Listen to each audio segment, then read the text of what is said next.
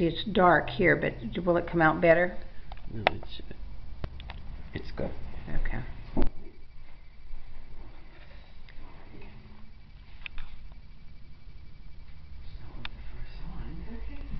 Okay, do you, wait a minute.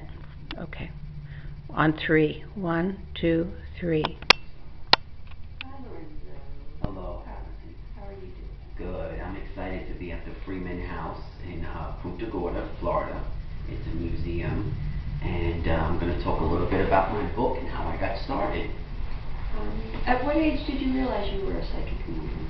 I realized that I was a psychic medium at 12 years old when I was seeing visiting spirits and other people weren't seeing them, and then I really knew I was different. I definitely did. And so at 12 was your first psychic vision? Yes. And can you explain what you saw? I would see people who passed over. I would see angels. And I would always see people around other people. Mm-hmm. And no one else did. So then I said, okay, something's different here. Mm-hmm. Did you run in your family, psychic mediums? Yes. We go back 300 years in my family, but I always say it comes from God. It definitely comes from God. But it's genetic. I see it in families a lot. Has it ever frightened you? It did when I was in high school, because being woken up in the middle of the night, feeling people sitting on your bed, hearing voices. I would get a lot of banging on the wall and the doors because spirits know people like myself and other gifted people that we could hear them and see them. So that did frighten me in my high school years. But after high school, I got comfortable with it and started helping people. And now you do readings. How long have you been doing that? I've been doing readings for 18 years now, professionally. And just to show my age, I started when I was 16, doing readings for friends of friends, and then it just got out in the public. Okay. Yeah. When and where were you when you started your own business? I was in Long Island, New York, and I started it in Hicksville. And I got my first business license in 2004. And then because I wanted to make it as professional as possible, you know, this is not a 1-800 line, and I wanted to let people know I take my business very seriously, you know, and you know, I wanted to be professional with it. Right. And then you moved to Florida? I moved to Florida in 2007, and I was working in Fort Lauderdale. I did events and lectures in Miami. And then I was also on the Princess Cruise in the West Palm Beach. So I did a lot of readings and lectures on cruises in the area. So, and it's a lot warmer here too. So. And what brought you to the West Coast? I always say God. You know, a lot of people say there's not a lot of younger people here, but I've met so many wonderful people, and a lot of doors open for me. So I always believe everything happens for a reason. We may not like the outcome, but at the end of the day, you know, God is really guiding where we're supposed to be. Right.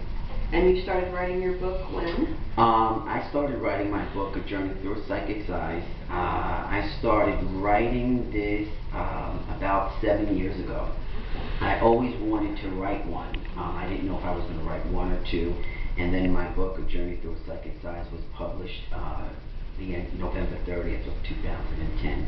So it's an autobiography about me, my family, the genetic gift, spirits on the other side, reincarnation. I talk about angels, and I talk about my interaction with my clients over the almost 2 decades of doing readings.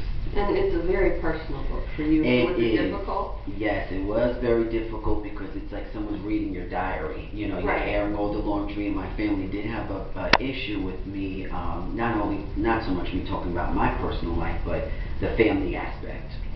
And at the end of the day, my family realizes that no family is perfect. We all have our dysfunctions. And when you tell the truth, people relate to you more. They don't look at you as a robot or someone standing on a higher post than other people. So I wrote this book because I wanted to let people know, don't put me on a pedestal just because I'm psychic and gifted. I have issues, and I go through personal, you know, problems like everybody else.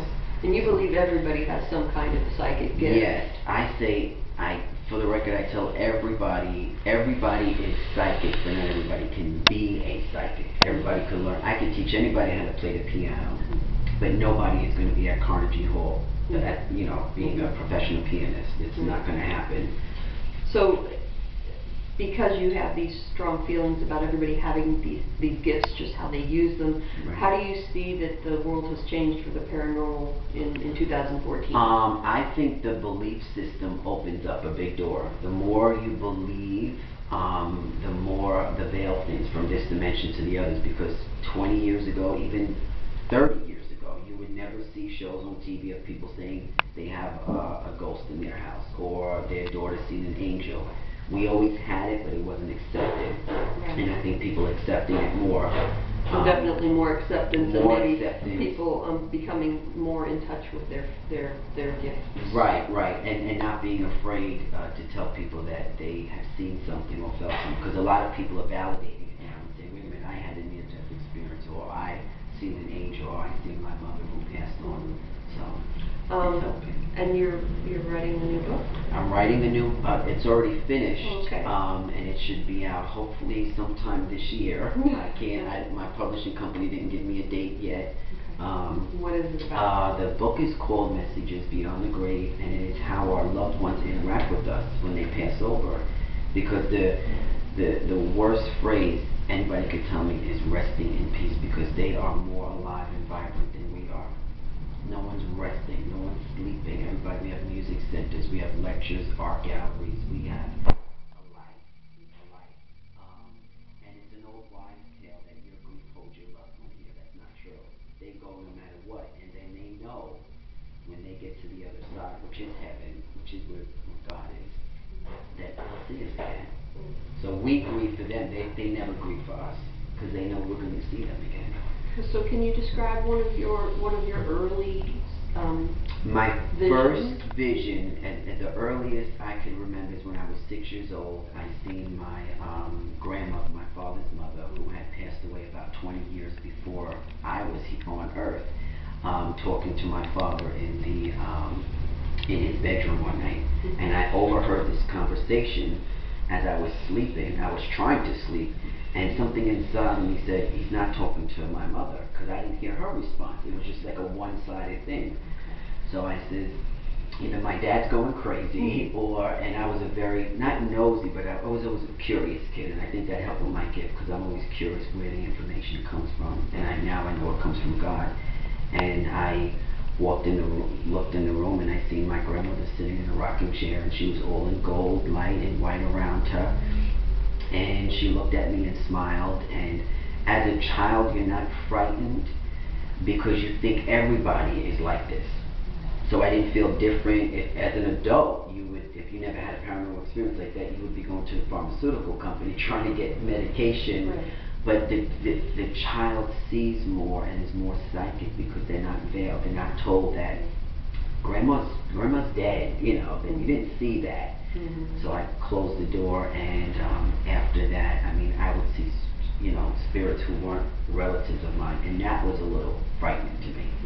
Because there's no alarm system to that. They walk through doors. It's not like someone's breaking in your house. You could hear alarm go off. I would wake up in the middle of the night, and my room would be literally filled at 16 and 17 years old, like around Central Station in New York. And it was one of your aunts that you first started talking with about your visions, is that correct? Yes, it was my aunt. She set up as soon as she kind of got a wind of it, because I was very private about it, because I didn't think it was abnormal. Right. Why should I discuss something that everybody has? Right. It's like thinking everybody can dance. No, they can't. Not everybody can sing on pitch. And she supported it. My mother was very supportive. And in a lot of families, they're not supportive. They're sent to mental hospitals. There's a very well-known psychic medium in New York named George Anderson, and he was sent to a mental hospital when he was a child, because his family was very religious and they didn't understand, and they really were getting scared. Now, as far as the furthest thing my parents did, my grandmother, when I was living with her at one point, she had the priest come and bless the house. She thought it was haunted, but it was me it's like Kmart's blue light special. You know, they were drawn to me and coming to me because they know I could feel them, see them, and hear them. So it wasn't the house. But in that desperate pursuit of her seeing me just getting so aggravated, I couldn't really focus on being a kid. You know, at 9th and 10th grade, you want to go out to a party with your friends, you want to go to the movies, and everywhere I went, I would see spirit. And people ask, does it shut off? It doesn't shut off, but you can dim the light. I can go to sleep like nothing happened now because I know how to dim the light, and I had to learn how to put up boundaries for the spirit world. So. And I know that you'll be at the Punta Gorda Library April 29th from 10 to 2, signing books, selling books, talking to the public, but it's not a presentation, it's just a meet the author little event for you. Yes. And how else can people get in touch with you if they're interested in your book or readings? Or they can go to my website, which is LorenzoMarion.com, www.LorenzoMarion.com, and they have my phone number on there, email address, and I get calls from all over. And this is not just to pat myself on the back, it's because it's word of mouth. Because I wouldn't be in this line of work if I was no good. You know, I mean, people will find you out. And I started in 1996, and I have a very good clientele base. I had an internet radio show, lasted 4 years on Blog Talk Radio, and you could go on blogtalkradio.com and listen to all my archives from 2009. So even though I'm no longer doing a radio show, you still could listen to, and there are topics on angels and spirit guides and dreams and how to become more spiritual. So that's the legacy I'm going to leave is I want to bring forth a loving God without fear, sin, guilt, the devil, and all this, because guilt is a spiritual block. It blocks you spiritually. You can't grow if you're fearing and guilty. And tell people that we all have it, that we just dropped the cell phone. You know, we dropped the phone and just pick it up and we could all talk to God. thank you. Thank you so much. It's still got the red camera on, I don't know.